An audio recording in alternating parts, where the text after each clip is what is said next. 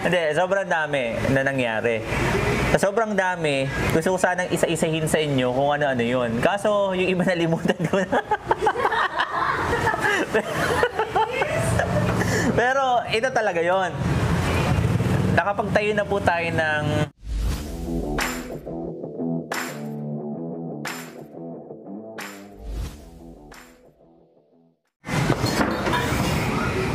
Hello guys. Okay, hello guys. So andito na po tayo muli. Magbablog na naman po tayo kasi matagal-tagal na po yung panahon na tayo ay hindi nakapag-vlog. Kasi po, sobrang daming nangyari. Alam niyo po ba itong nasa likod ko? Ikikwento ko sa inyo kung anong nangyari, bakit nga ba at anong meron. Bakit nga ba nandito tayo sa lugar na to? Yan, dito po sa Taste and See. Yan.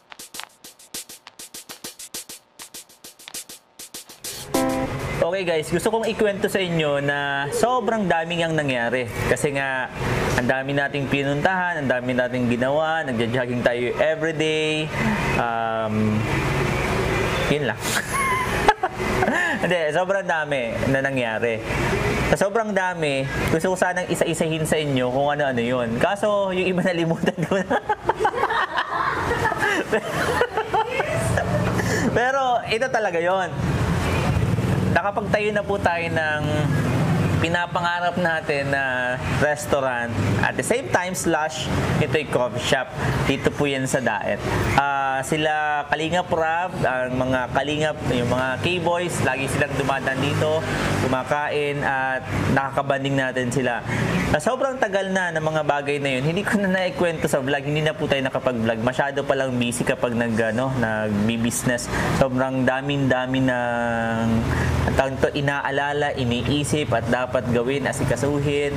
Kaya po nalimutan ko na makapag-upload. Kaya ngayon gusto ko pong sabihin sa inyo na muli magbabalik po si Papa Tok para mag-content ulit, mag-vlog ulit at para po makasama nyo ulit po ako. At dito, sakto alam nyo naman, mahilig ako magluto. Kaya nga po, meron tayo ditong lutuan. Siyempre, restaurant to. At the same time, coffee shop. Mahilig din po ako magkape. Malamang may kape rin dito. Sobra yung lahat ng mga hilig natin. Magkape, kumain, magluto.